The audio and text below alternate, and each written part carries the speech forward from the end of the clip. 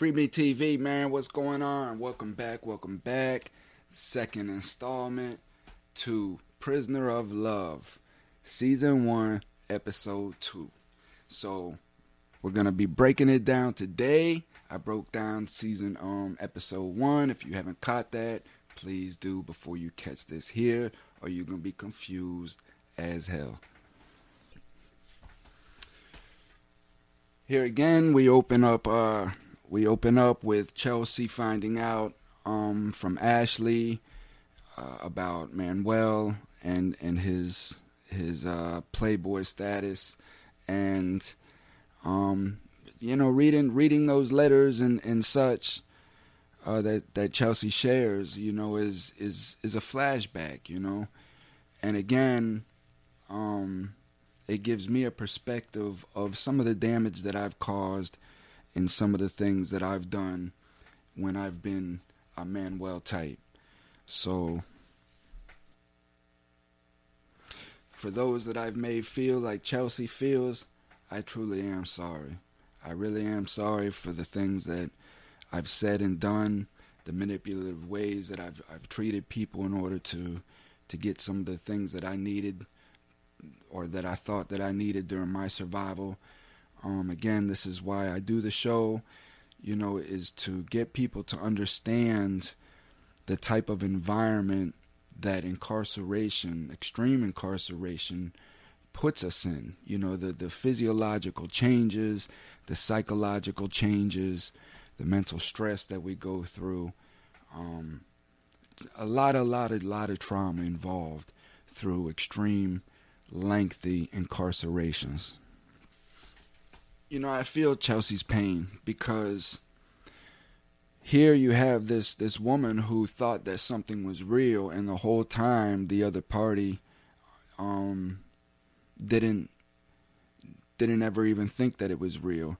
And the embarrassment that Chelsea probably feels because here she done drug her mother into it and was convincing her mother that this guy was a good guy.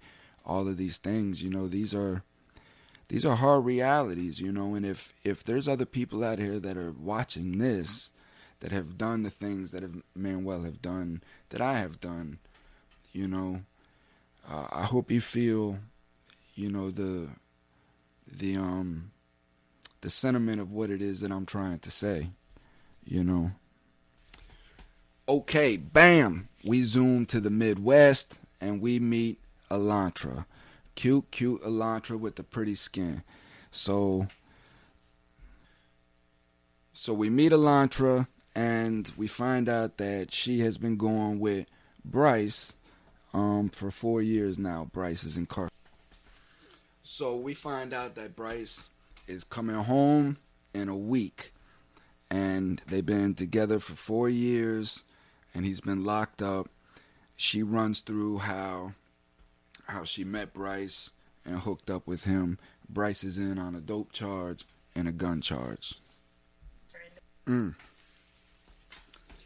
Boy, so that's touching, man. So hearing Elantra break down, the story of Bryce and whatnot is, again, that's another thing about this show that I'm loving is that, these are genuine people who are really in these relationships, and it's exposing a lot of, again, what we go through and try to understand, like in Bryce's situation where he may not had that tutelage, you know what I mean? That elder, wise, role model to help explain life to Bryce in my same situation. And Elantra seems like a very beautiful person. And it's cool how they hooked up, and how this relationship has flourished into what it is. And I could tell the way that she's going through his life that Elantra really cares for Bryce. Okay, fast forward to Bray. We get into his first meeting now with his sugar mama, his new Ferrari with the dented wheels, right? And she's a Ferrari for real. I could tell right out of that first gate that this is a wild one. And I don't think Bray has a clue of what he's getting into. But he's digging the girl like she knows he would, and I'm kind of interested to see how far this thing is gonna go. This boy's in love already. So we switched from Bray to Daddy Dexter Dukes, and he's meeting with another one of his friends, right? Seems like a pretty cool dude. I think his name was Nick. So Nick comes in, and Dexter breaks down his love life. You know, they're sitting around talking about, I think Nick got married, recently married, and so Dexter's just breaking down his past love lives or whatnot, and Dexter seems like a real cool dude, man, and somebody has really got his head together, but just really never could figure out how to put a relationship together, because to me it looks like Dexter was always trying to chase waterfalls, and a lot of us have those problems. We want to have our cake and eat it too, and sometimes the cake might look good, but it just don't taste good. It seems like Dexter got a lot of bad cakes in his life, although it don't look like it. Again, we get to see the stigma. Nick has no idea that there's even a service. He don't even understand that there are women in prison. He refers to them as girls in jail. So again, it's the craziness of it, the shock of somebody learning that not only are there are women in prison, that there are women in prison that are or have value enough to have a relationship with, and that there's actually a service that introduces you to these women. Again, how stigma comes around is through ignorance, right? Just plain ignorance. And as Nick explains in his little soliloquy, that he's never heard of this before. So again, when we're dealing with something that's unknown, it automatically makes us suspicious, leery. We look at it as crazy because it's abnormal, in our own egotistical minds. If we haven't heard about this, then it's abnormal because we like to think that we're fucking normal. Again, Nick says that, if he was single, he doubt that he would try that route. But Nick, how do you know the girlfriends that you've had in the past weren't already convicted felons? You know what I mean? How do you know that they weren't in prison already? So again, you don't know what you don't know. And because, there's a truth in front of you that you may not agree with, it does not make it abnormal, wrong, crazy, anything like that. Again, educate yourself, Nick. Lorena Bobbitt wasn't incarcerated, nor has she ever been arrested before. We switch to Chelsea's diary cam, and again we're hearing and seeing the effects of Manuel. And the only thing that I can think in this moment is, I'm going to show my age here, but does anybody remember that movie from the 70s called Airplane? And in that movie, do you remember when the woman would start to flip out and everybody would just get in a line and just start? Well, I know it's sexist, and it was back in the 70s, I understand, but I'm probably going to get in a lot of trouble for saying that clip, ain't I? There's nothing more exhilarating in life than sleeping next to a murderer.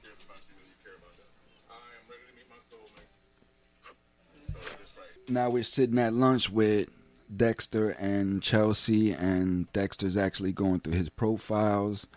We hear about Tracy and her story, which was vehicular manslaughter. She was drinking behind the wheel, driving, and got 6 years. Dexter settles on a female named Yolanda. He's instantly attracted to her looks, and which is always a good thing. We want to be attracted to the person that we're ultimately, going to marry and spend the rest of our lives with. The thing about Yolanda is her charges, and for me, being around a lot of these characters, anytime that you deal with fraud, these people that are in prison for fraud, it's very hard for me to trust these people, because again, when you're dealing with fraud, you're dealing with manipulation, you're dealing with deception, and a lot of them are very, very masterful at what they do, and they're very hard to read. And I always just kept people like that at a distance from me because I just could never get a proper read on them in order to trust them or know when to trust them or how to trust them. So when it comes to fraud, again, I warn people to be very, very careful and to truly understand the person that you're dealing with. Now we cut back to Bray, who's going through this thing apparently kind of on his own because the daddy's involved in his little thing now. So Bray's in deep. Bray's in real deep. He's got him a wildfire pistol, dynamite. Bray, what you doing, man? What you doing, Bray? Where's Marion at? How come you're not showing this chick to Marion? Where's he at? Bray, the simple fact that she's telling you that she can't talk to you because she's constantly on disciplinary, that should send signs to you like this girl ain't trying to change. And Bray, I'm sorry, I don't mean no disrespect, Bray, but you don't look like the type of fella that has that lock me down. So you think that you're going to try to change her? I don't think that's going to happen, Bray. I think she's going to run through you and clown you and make you a fool. Bray, get the hell out of there, Bray. Put the phone down and get the hell out of there and get out of the house, man. There's something I can't figure out about the daddy because, I mean, he's a good-looking dude. He's got bass in his voice. He obviously has, a good income, right? I just can't figure out what it is that he ain't on had that lock me down. Bam, so we switch back to Elantra, and I'm falling in love with Elantra because this chick has got her shit together for real. So everything that she says is spot on, and let me break this down to you because what Bryce is saying is true too. When we come home, like we want that first interaction to be with anybody outside of the gates, to be with the one that has been with us through thick and thin. You know what I mean? Like, and nobody else. And what Alondra is saying, like how Moms is trying to push her way in because this is her son now, and she may feel a little bit jealous, right? Because the son is like, nah, Mom, I'm having my girl come get me or whatever. And what Alondra is saying is absolutely true. And people have to understand that and respect that. And again, get outside of your emotions. It's not about you. It's about Bryce coming home the way that Bryce needs to come home so that he can get his life straight, right? And form his bubble. So here again, this is another aspect of the show that I'm really digging because not only have we now witnessed the reverse side of now that we've witnessed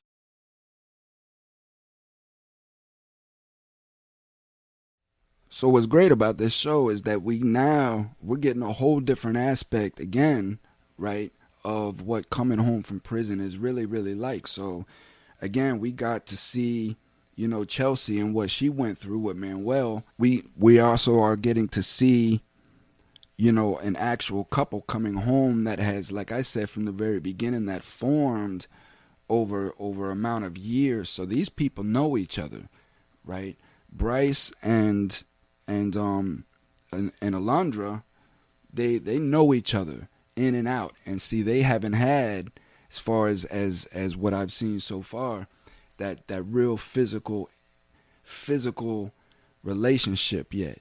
You know what I mean? So they've formed almost like a spiritual bond between each other. We cut back to Chelsea. Chelsea's meeting new matchmaking possibilities.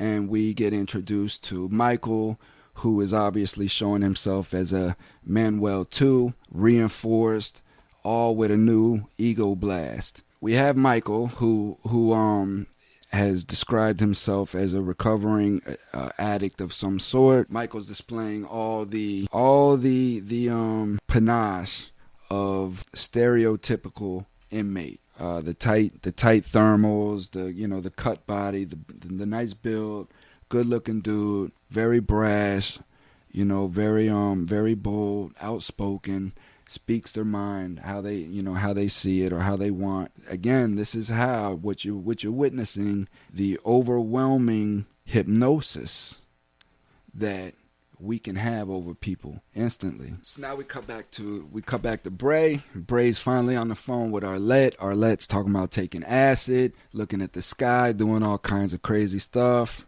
Hold up. Did she say acid? Bray, what you doing, man? What you doing, Bray? I want to take some acid, get the sky.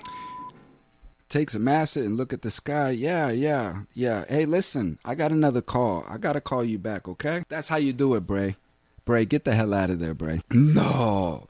Drugs, no, I'm not with that. No, not me, no. Not drugs, no. So, what Arlette is, in all seriousness, Arlette is just somebody, a young female, that's sitting in a detention center somewhere, right? Sitting in a jail somewhere, just waiting to come home, right? Obviously, this facility that she's sitting in probably has no programs, and they're just allowing these people just to sit around and play games all day and just waste their time.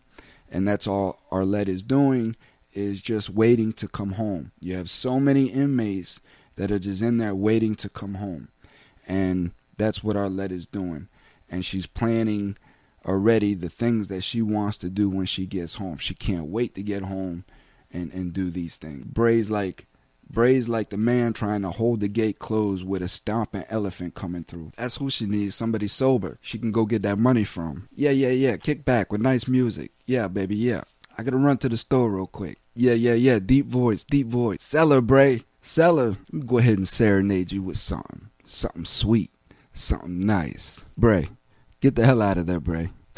Bray looked like he was ready to cry when that phone cut out. Yeah, she down for you, Bray. She down for you like 4 flash, partner. Again, we switch back to Alondra, and man, do I feel this girl's pain. You know what I mean? These are facts, man. You know what you're witnessing with that relationship there is true enough facts, and the stress and pressure that's on everybody with just somebody coming home, and that needs to stop. That needs to stop ASAP. If the MO is about this dude coming home and being, in a position to survive and make it, which he hasn't done yet in his life, right?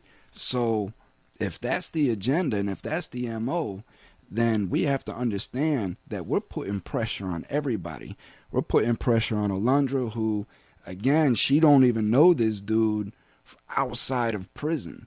You know what I mean? And she's taking a chance with her life, and then Bryce coming home, and I could tell that Bryce has a lot of the same issues that I used to have when I was younger, and that's standing up to my family, telling them no, and parting ways with them, and loving them from a distance after I start loving myself and making my own decisions, and standing by my own decisions. And again, to back up my homegirl, man, she is speaking facts. And what she's talking about isn't about money. It's not about, it's not about material things. It's about knowing that, it's about knowing that you just have somebody there that can feel your pain with you, and for you to have one person like that, that's very, very serious. Yeah, that's a touching story, man. We switch to Dexter having his first phone call with his main squeeze, Yolanda. And Yolanda gives us a little bit of her backdrop. And she says something critical when she says, that rejection is a big thing with her. And again, that's with a lot of us, because we've faced so much rejection in our lives, that we're getting to a point to where we don't have too many more rejections in us. But the gist of the conversation between him and Yolanda seemed like a nice conversation. Yolanda might be a truly legit person who has come to a point in her life to where you just start self-reflecting, and she says some deep stuff in her conversation about, she's starting to realize that it's not her, but the people that she draws to her.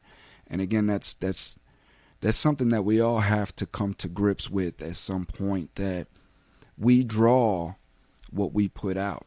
So if we're putting out a negative presence, we're going to draw a negative presence to us. We cut back to Chelsea and Manuel 2, Michael, M2M, and same thing. Now I'm dealing with Chelsea. Now I can see Chelsea's drooling all over this guy. So now I have Chelsea and Bray. Isn't Chelsea the matchmaker? I would take all Michael's cookies and spades. We cut back to Alondra. Again, another beautiful scene of her driving to go pick up Bryce after after a lot, I'm sure. So it's a beautiful, in-depth look of what people go through every day. You know, going to pick up sons, daughters, husbands, wives, and each one of these people that come home, even if it's only for that moment when they walk out of that gate, they never want to get in trouble ever again. Now we cut back to the Get Fresh crew, right? We ain't seen the Get Fresh crew in a minute. We get to the Get Fresh crew, all three of them around trying to do alpha male things like axe throwing, and Marion let me down, man. Marion, come on, man, for real. Bray steps up to the plate, chunks his axe, and hits him. Marion, seriously, dude. And we get a call from Mrs. Chelsea. Mrs. Chelsea delivers wonderful news to Bray that she has recently found out that Arlette is in prison for shooting somebody. Once in the stomach, once in the arm. Hold up. Acid, guns, shot somebody twice. Does she still need a pen pal? Yeah. Let's hear her side of the story. Jacob, why didn't you throw the axe, Jacob? I saw it. Michael? We cut to Chelsea trying to look all sexy in her nightie, talking to Michael and wanting to kiss his face. Then we cut back to something serious where we get to see Alondra out here, and again she's expressing, just the fears, like. And the whole time that Bryce is in there being processed to come out, and this crap takes forever, she's sitting out there again going through like what happened, did the place get locked down? Did he buck on somebody? Are they not letting him out? Because as the time gets shorter, it gets longer. Oh my God, they hugged! Oh, I love you too, baby. I love you too, baby. And that's a wrap, season 2. And that's a wrap, man. Season 1, episode 2 down the drain. Broke it down. That was a good episode, man. There was a lot of emotion in there. And I definitely am feeling the relationship between Alondra and Bryce. Definitely looking forward to seeing how that goes. These other ones, man, come on, man. Stop it. Coming out soon. Episode 4 is already dropped. Episode 4 has already dropped. Make sure you tune into that one. I'll be breaking that one down shortly. Until the next time, peace. I'm out.